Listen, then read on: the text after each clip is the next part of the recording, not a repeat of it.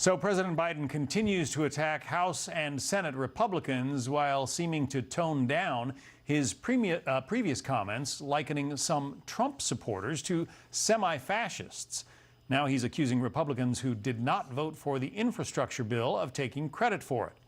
South Carolina Congresswoman Nancy Mace joins us now. Congresswoman, the president gave that speech, in front of the building bathed in red that was criticized by a lot of Republicans and Democrats. That was the semi-fascist speech. Why do you think he's backing away from some of that language?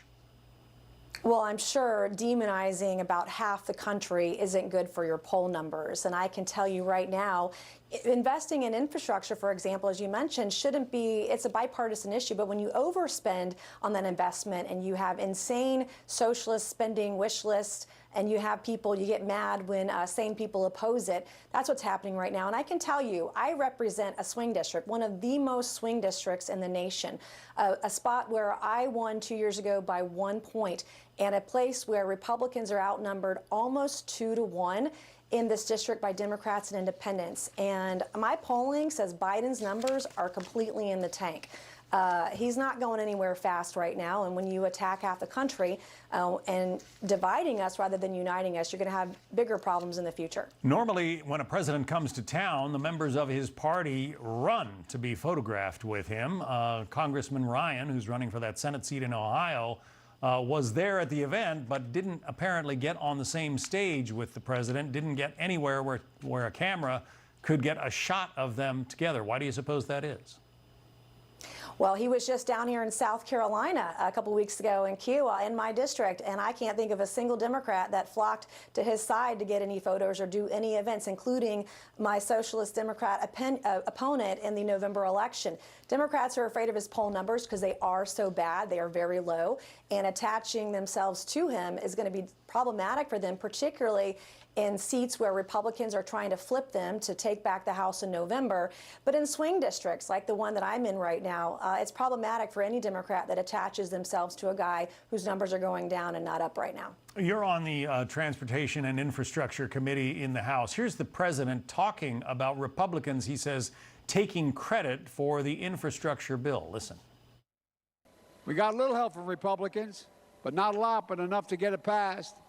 But the truth is, there are a lot more Republicans taking credit for that bill than we actually voted for it.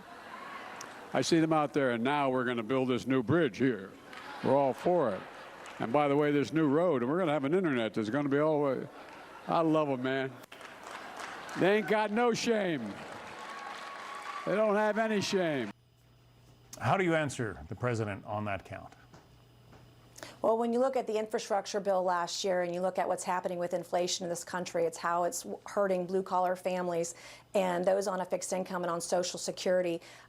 Investing in infrastructure should be bipartisan, but overspending, having a bill that put 42 new taxes on Americans who are working, that had $256 billion in deficit spending, only added to our inflation woes. And I can tell you, the state of South Carolina, we're going to get about $6 billion out of that infrastructure bill. I could spend $6 billion in my congressional district tomorrow and not bat an eye. Most of that spending in that entire $2 trillion plan went to Green New Deal, went to things that didn't have to do with roads and bridges or traditional infrastructure spending.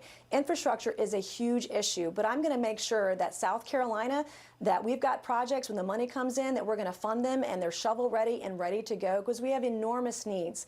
And it's just really important that we work together on these issues. And as a Republican, as a conservative that represents a swing district, I encourage your viewers to go look at my website at nancymace.org and look at how I would do infrastructure spending, how we can reduce inflation, how we can ensure that we support our military and our veterans, how we address women's rights, something that as Republicans we need to do a better job of. I'm working really hard to bring people together and not divide us, even when the President of the United States is doing his best to do just that. Very quickly, one of the things that Americans seem tremendously concerned about is inflation.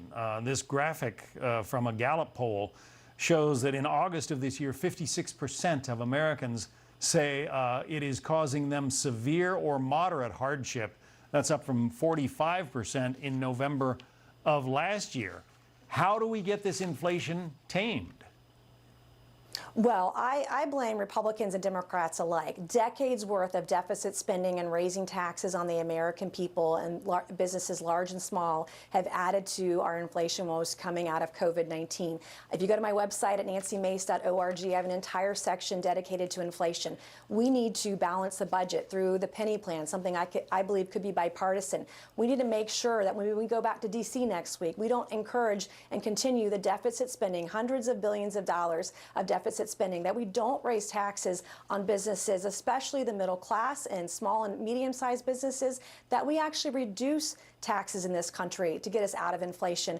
But you're right, it's hurting everyone, from the working class, blue-collar workers, and those on fixed income, those on Social Security, those that have retired and are now coming out of retirement, working not one, but maybe even two jobs just to make ends meet. And I know that in one community, one town in my district, to rent a 3-bedroom apartment month to month is going to cost you $5,000 a month. This is ridiculous. It's insane. But so is the spending that's been going on in Washington for decades by both sides has been insane. Too much money chasing too few goods. That's the definition of inflation, as I learned it in college anyway. Congresswoman Nancy Mace. Congresswoman, thank you.